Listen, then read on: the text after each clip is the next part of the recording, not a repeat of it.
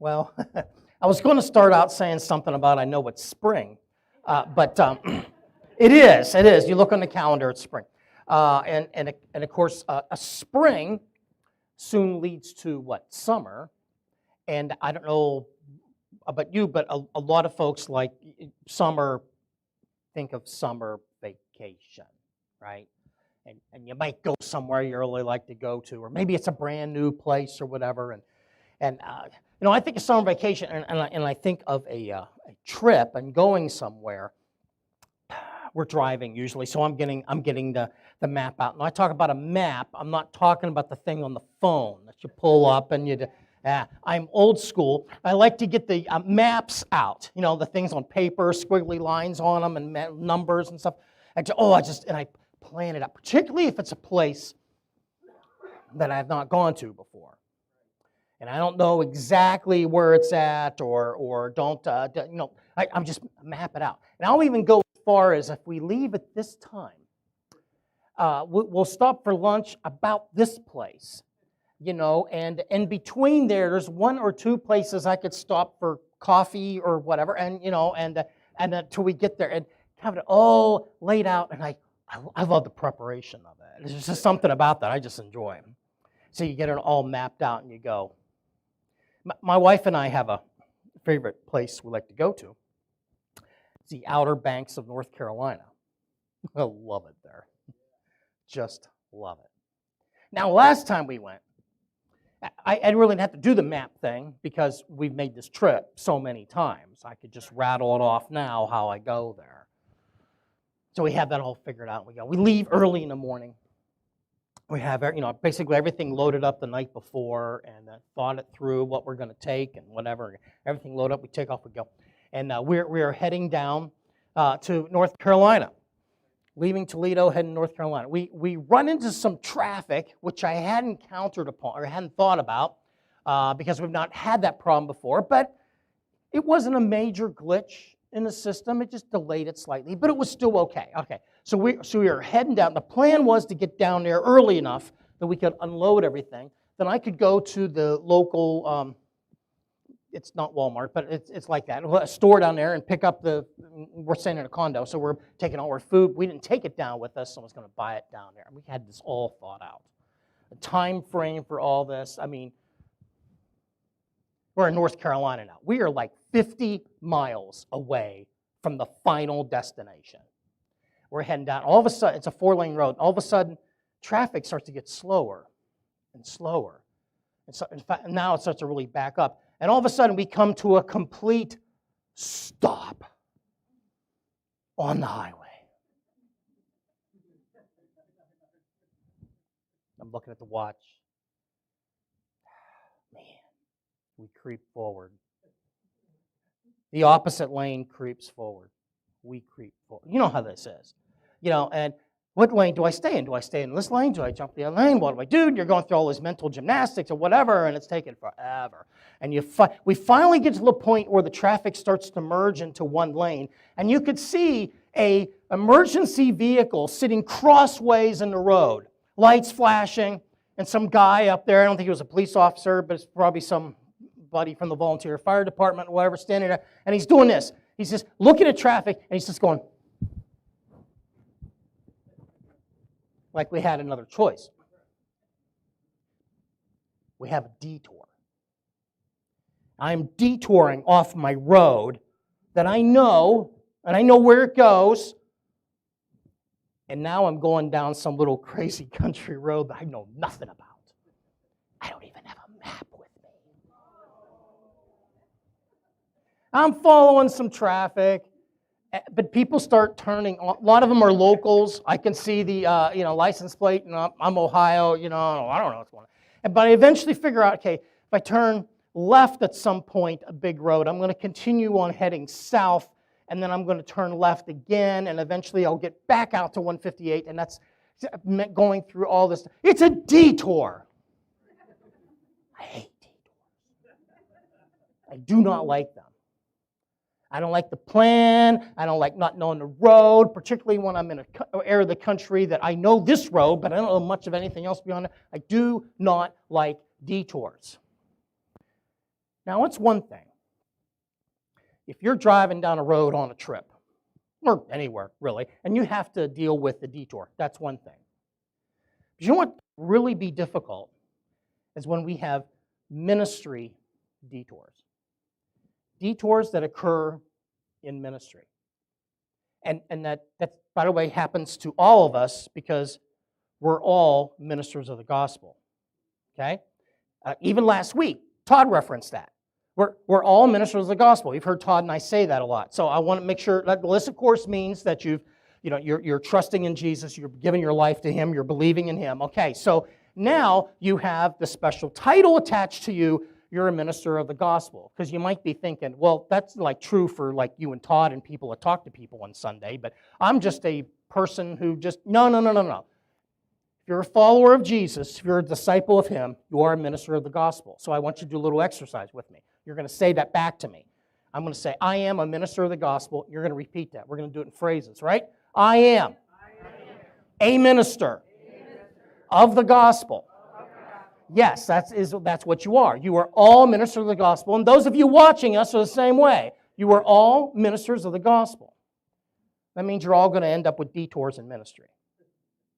Let me give an example of one that happens. You get this phone call from a friend of yours. And maybe you haven't seen him for a while.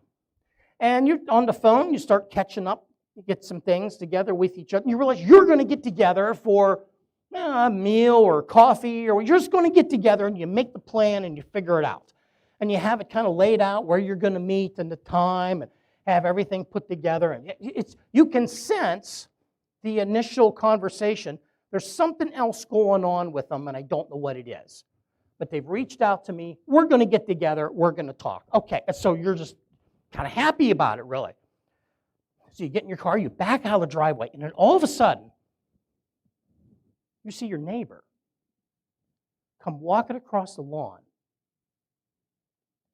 And you get tears streaming down their face. And this is a neighbor that knows you're a Christian. But that's about it. Of their Christian walk, they're not really. They just know you are. And they're walking across the driveway, and they come up to you, and they say, my insert family connection here. Mother, cousin, husband, wife, daughter, whatever, has just got some bad news, and they have blank. Some horrible event that's just happened. And they're coming to you and they say this, would you pray for me? I must confess my temptation is, yeah, I will. Continue to put the car in gear and because I got a thing I'm doing here. See, that's a ministry detour, okay? What it needed was just literally a 3-minute conversation. It could pick up later, but that's a ministry detour. And they can, at least they do me, and I don't think I'm the only person that has this problem, they can almost irritate me because, Lord, I'm focused on this thing. I have this thing to do, and then this thing's coming from this. It's like this. It's like this. I got this thing I'm doing. I'm going to go minister to my friend. They need help. This is a very legitimate concern. They need help. They need my prayer. They need my support. They need encouragement. We're going to catch up. This is a good thing to do. But all of a sudden, this thing happens. The neighbor walks across the yard. And I can look at it as competing things. But they're really not. Because they really fit together. See, this is ministry. This is what this really is in life. And we need to take those detours, and rather than let them being a bother to us, we need to plug them into what we're already doing. There's an amazing thing that happens. Okay, now there's a lot of great examples of this in Scripture. So I want you to turn with one of these. This is one, to me, this is really a fun story. It's actually 2 miracles put together, okay? And it's actually recorded for us in all 3 synoptic gospels. That's Matthew, Mark, and Luke. And I like to use that big word synoptic just so you're impressed. But Matthew, Mark, and Luke, we call them synoptic because they're similar. They sound the same. Okay. So this miracle was accounted for or talked about in Matthew chapter 9. It's in Mark chapter 5. We're going to look at the Luke account. All right, it says in Luke chapter 8. It's in 3 sections. All right, so we have miracle 1, section 1. That's what we're going to look at. All right, verse 40 of Luke chapter 8.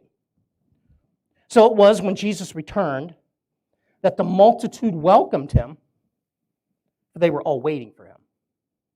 And behold, there came a man named Jairus, and he was ruler of the synagogue, and he fell down at Jesus' feet and begged him to come to his house. For he had an only daughter, about 12 years of age, and she was dying. But as he went, the multitudes thronged him. All right, that is miracle 1, section 1. I think we can all agree this is a pretty serious situation, right? And this sounds like something like right in Jesus' wheelhouse, right? Where everything is. But I mean, it just sounds like something he's going to do, right? Okay? So that's miracle 1, section 1. Pause the program. Now you have this little detour that comes up. Verse 43. Now a woman having a flow of blood for 12 years, who had spent all her livelihood on physicians and could not be healed by any, came from behind and touched the border of his garment, and immediately her flow of blood stopped. And Jesus said, well, who touched me?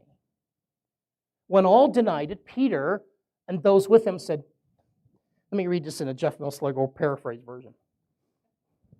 Dude, you have people all around you. What are you talking about? Anyhow, Master, the multitudes throng you and press you, and you say, who touched me? And Jesus said, listen, pal. Actually, he says, yeah. Well, in the Jeff Millslagle paraphrase version, yes, that's what it says. He says, somebody touched me, for I perceive power going out from me. Now, when the woman saw that she was not hidden, she came trembling and falling down before him. Watch this. This is a big deal. And she declared to him in the presence of all the people the reason she had touched him and how she was healed immediately.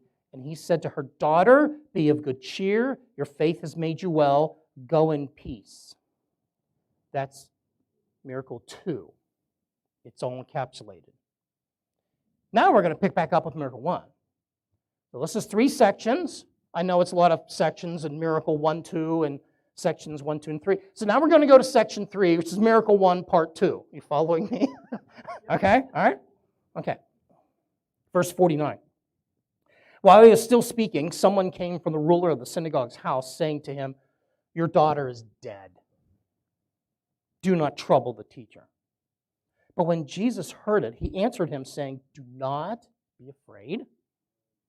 Only believe, and she will be made well. Then he came into the house. He permitted no one to come in except Peter, James, John, and the father and mother of the girl, and all wept and mourned for her. But he said, do not weep. She is not dead, but sleeping.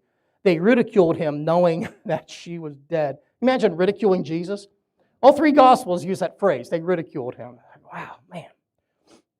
But he put them all outside, took her by the hand, and called her, saying, little girl, arise. And her spirit returned, and she rose immediately, and he commanded that she be given something to eat.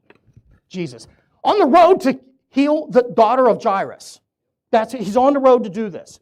He's got back from being across the Sea of Galilee, and that's a story. If you go just earlier in chapter 8, in Luke chapter 8, you'll see this is where he heals that guy who's been demon-possessed and lives in the tombs there in the Gadarenes, okay? And he's now heading back, all right? He's heading back, so I'm guessing there's folks, see the boat and see him in it. Hey, that's the boat that Jesus in. Come here. And they all start gathering around, and Jairus comes down there, and this little encounter happens. That's what he's on the road to do. Man, going to heal this little girl. Now we have a detour. Because all of a sudden, the entourage stops. And we have this woman with the issue of blood here. And they're not 2 separate events. They're together. What do I mean by that? There's a number of parallels in these 2 miracles.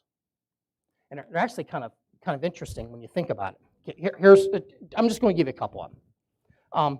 First of all, interesting how the number 12 is in both of them. That little girl's 12 years old, and she's had the issue of blood for 12 years. That to me is kind of interesting. But here's one I just, folks, they are both in desperate situations. I mean, let's take Jairus first, okay? Now, I remember one time we had, I think it was our oldest, was really sick, and horrible snowstorm. We had to get him to his pediatrician. Had to do that. I don't care what the snow level was. In fact, on the way home, we got stuck about 100 yards from the house. Had to carry the little ones back to the house and make multiple trips. Listen, there are few things that will drive us more to things than a sick child, okay? It could be a level 3, it could be a level 4, it could be a level 37, winter storm warning. You do not care. If you have a child that you have to get to a medical facility, well, you've heard the phrase, a team of wild horses ain't going to keep you away. That's what you do, right? Okay, so Jairus is in a desperate, desperate situation. He's ruler of the synagogue. It's not some simple little thing he does here. He's ruler of synagogue. He's probably in some sort of, I don't know necessarily priestly garment, but he's probably in some sort of robe. He's not necessarily the priest, but he's the ruler, meaning he's probably got some authority in the synagogue. Maybe he's in charge of how they keep the scrolls, or who knows. I don't know, but I know he's a man of some sort of authority, because being ruler of the synagogue is mentioned in both Mark and Luke's account here. And you know what's he doing? Man, he's at the feet of this itinerant rabbi. He's fallen. It don't matter. His kid is sick. He's probably exhausted all other options too.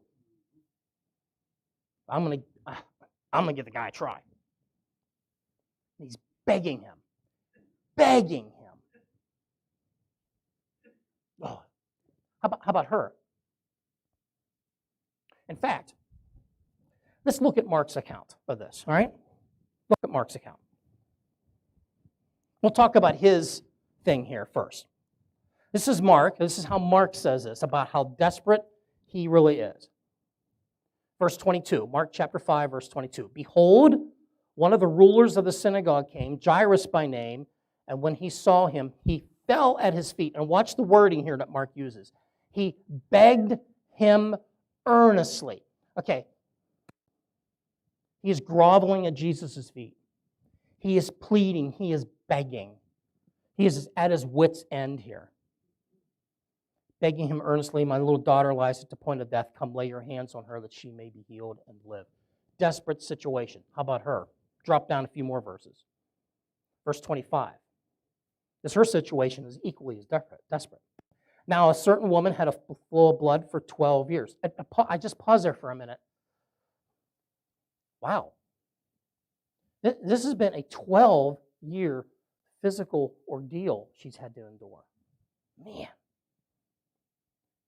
Mark describes it here, verse 26, and had suffered many things from many physicians. We've got many in here twice. Had suffered many problems, many things from many physicians. And on top of that, she spent all that she had, and it was no better, but rather grew worse. These are two very, very desperate people. Something else I find fascinating about them, a parallel of both of them. But they both come to Jesus in deep humility. This guy doesn't, now notice, Jairus, he doesn't demand that Jesus come see him. He doesn't send a message to Jesus. Hey, when Jesus gets on the shore, tell him to come see me at synagogue. We got to talk about something. He's down there right with him. He's probably down at the seashore. My guess is because of his status, probably virtually everybody knew about his situation. There's a good chance of that. And he's the ruler of the synagogue. Now, the scripture doesn't say this took place in Capernaum. But virtually any commentary you read, any scholar you read, is going to say that's where this happened at. Because we do know there was a first century synagogue at Capernaum, one during the time of Jesus. In fact, you can go to Israel now, and you can actually see the ruins of it. Now, what you're seeing is the ruins of a temple that's put on top of that, the Byzantine Empire sort of temple. But right below that, you can see a rock level that goes through. It's actually from the 1st century, which is really cool when you lay your eyes on it, right? Isn't that fun? You lay your eyes on it and you go, wow, Jesus was probably walking on them rocks. That's pretty cool, yeah. So we know that there was a synagogue in Capernaum at the time. Synagogue in Capernaum is located right on the Sea of Galilee, on the basically northern part of it. So here he is, falling at his feet, a man of esteem and authority, and yet none of that matters. He's coming to Jesus in a very humble manner. How about her? We don't even know her name. We do not know her name. And I think we get to heaven and we're going to have a great conversation with her. We don't know who she is. She won't even come to Jesus in front of him. She won't even try to make eye contact with him and try to speak with him. All 3 gospel writers say she came to him from behind. And all she wants to do is touch this. That's all she wants to do. She didn't want any of his time. She doesn't need any of his attention. She's not asking for anything, just the opportunity to touch him. Wow. So they're both coming in tremendous humility. But there's some stark contrast, too. He comes to Jesus from the front. He falls at his feet in the front. We've already talked about she comes from behind. So that's one thing that's different. How about this? Their social status is vastly different. Yeah, he is a respected, probably teacher of the law or some sort of authority person within the Jewish community. Probably even Gentile people knew who he was. He's a certain one that walked down the streets at Capernaum. You'd see him. Oh, I know who that is. That's Jairus. How about her, on the other hand? We don't know. We know nothing about her. No mention of a spouse. No mention of parents or children, siblings. It's possible she had none of this. She's completely, totally on her own, almost an invisible person. Look, in her condition, she is ceremonially unclean. She's hoping nobody notices her. So she can just mingle around people and nobody call her out on it. Man, these are desperate people from vastly different walks of society. Now, what we have to do, the application for us is to do the same thing Jesus did. We're on a mission here to raise up the daughter of Jairus. And all of a sudden, we have this thing that comes at us from the side, and they're not competing. They really do work together. All right, so some tangible lessons we can pull away from this. So we don't look at them as this way. We look at it as this way here. When this happens, when you face a ministry detour, realize that both situations are quite valid. Your friend that needs you to minister to them, man, that's valid. It's wonderful that you're doing that. But your neighbor that's coming across the driveway with tears down their face telling you the story, that's an extremely valid thing also. We have to give attention to both of them. Listen, you don't think God in His sovereignty knew when the first thing was lined up with you that the second thing was coming, that your neighbor was. You don't think God, it's not like that's a surprise to Him. It's like, oh man, I can't have his neighbor come over and talk to him because I got it set up for him to talk to so-and-so. No, it doesn't work that way. God in His sovereignty has got that to occur. We need to be sharp enough, wise enough, sensitive enough to allow both events, give them attention to both our events.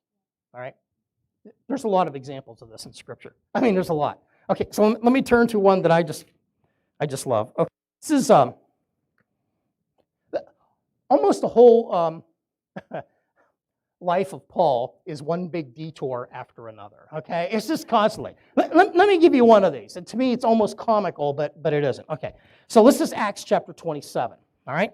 So this is Paul has now, he's been put on a boat at Caesarea Maritima, and he's appealed to Caesar, and that whole line about, you've appealed to Caesar you must go, and they put him on a boat, and he's going to head over the whole way up to Rome. And of course, in the midst of this, there's this big storm, and the ship's faltering, and it's going to be pretty bad. But here's what happens. This is Acts chapter 27, verse 22. This is Paul speaking. And now I urge you to take heart, for there will be this is Paul speaking to the sailors. There will be no loss of life to whom I belong, and there'll be loss of life among you, only of the ship.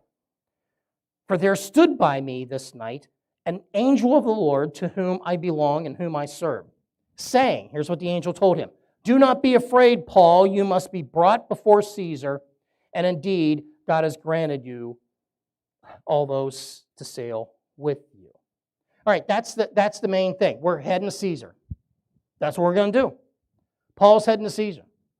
Man, he just had an angel tell him that. I guess you could kind of figure if an angel tells you something, it's probably true. It probably is going to be the way it happened. Angel tells him that, and he's proclaiming it to everybody. Look, we're all going to be cool. And we're going to lose the ship, but we're all going to be good. Not going to be a problem, because I'm going to appear before Caesar. That's my goal. That's where I'm heading to. But of course, they shipwreck on this island of Malta. Get to chapter 28. There's a couple things happening here with a fire and a snake and so on, but drop down to verse 7. I want you to see this. In that region, there was an estate of the leading citizen of the land whose name was Publius, who received us and constrained us courteously for 3 days. 3 days? I can't wait around 3 days. I'm Paul. I'm on this mission to go to Rome and talk to Caesar. I can't wait 3 days. And it happened that the father of Publius, here's a detour coming. And it happened that the father of Publius lay sick with fever and dysentery. Paul went unto him and prayed and laid his hands on him and healed him. So when this was done, the rest of those on the island who had diseases came and were healed. A little bit later on in the chapter, it says they stayed there 3 months. I'm upset when I have a detour of 5 minutes. This is a 3-month detour from what he's doing. I'm heading to Rome. We're going to talk to Caesar. We're going to take care of this thing. We're going to head to Rome. We're talking to Caesar. Oh, we got this little thing with Publius' father.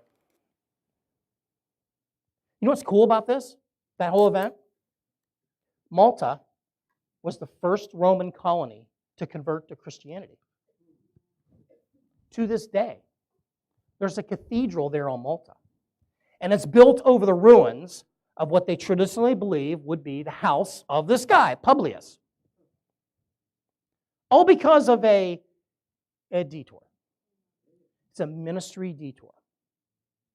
So the first thing I want you to see here is that both situations are valid. The main one you're on and the detour. They are both really valid. You might be focused on the first one, but this other one happens and it's really important. Here's another thing I'd just love you to see. The detour may seem insignificant to you, but boy, does it mean something to somebody else. Now, woman, insignificant thing for Jesus to be walking down the street and somebody touching. But her it meant everything. Your neighbor coming across the lawn, who's got a dire situation. Your 3-minute prayer may mean everything to them. Maybe it's the first time someone's really prayed for them, really showed concern for them, really showed compassion, really stood in faith with them on something.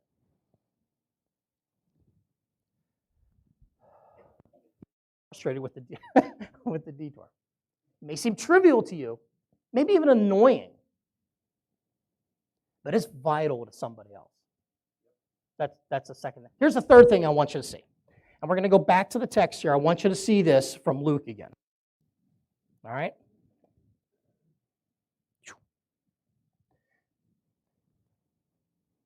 Your response to the detour, here's the third thing I want you to see. Your response to the detour might give someone else a platform to share what God's done for them that they may not have previously had. Look at verse 47. Let me read this real slow. This is Luke chapter 8, verse 47. Now, when a woman saw that she was not hidden, she came trembling, falling down before him. Notice what happens. She declared to him. What's that say? What's that mean? She's speaking. She's now speaking. She declared to him in the presence of all the people the reason she had touched him and how she was healed immediately. She is speaking not just to Jesus, but to all the people. They all heard her. The reason for her touching him, it mentions it. So she is saying, that's her testimony. I had this going on. This has happened.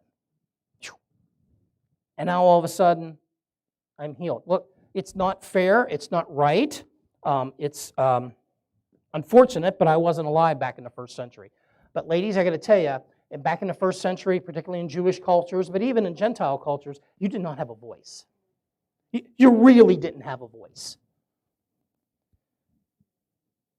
And this woman with no family, there's no family mentioned here with her. With nobody there, what does she get to do? In the presence of all the people, she gets to tell her story. She gets to tell her story. People wouldn't have heard this if this had not happened this way. If Jesus would have just touched his robe and walked on, she'd have been healed. It says she was healed before that, but people would not have heard this story. But because this detour happened this way, she now had a voice and she had a forum to talk about this in front of all the people. How awesome is this? By the way, this is the only time Jesus refers to anybody as daughter. All three Gospels mention that. Matthew, Mark, and Luke. He calls her daughter. He is her family. Oh, I just love this so much. He is her family. Look, folks, sometimes we get so bent on this mission God's given us. And it's good, and it's valid, and it's real, and it's important, and it's all that stuff. But this other little thing happens from the side. And sometimes we don't pay attention to this, or maybe dismiss this, or think of it as an annoyance. Don't these people know better? Haven't they tried something else? Why don't they get somebody else that's more qualified? I got things to do. No. They need to fit together. They will, promise you. They need to fit together because this is ministry. When we allow the detour to intersect with our previously decided upon path and just see the amazing thing that God does. Look, sometimes in a detour, because you haven't thought about it earlier, you don't wonder what it is, it just happened, and you don't almost know what to do other than just to pray. Look, sometimes you just speak Jesus to people. You just share Jesus. You don't have to be a deep theological trail you're running down. You're just speaking Jesus to people. Isn't that something our world, our culture, our nation, our area, man, we just need Jesus spoken to people. And I'm afraid we are out on our mission to redeem our culture and to do all the stuff that we need to do, a vital, wonderful things. But we miss our neighbor coming across the street who's got an issue and just needs 3 minutes of our time, that we would just speak Jesus to them. Do not be afraid of ministry detours. Don't let them frustrate you.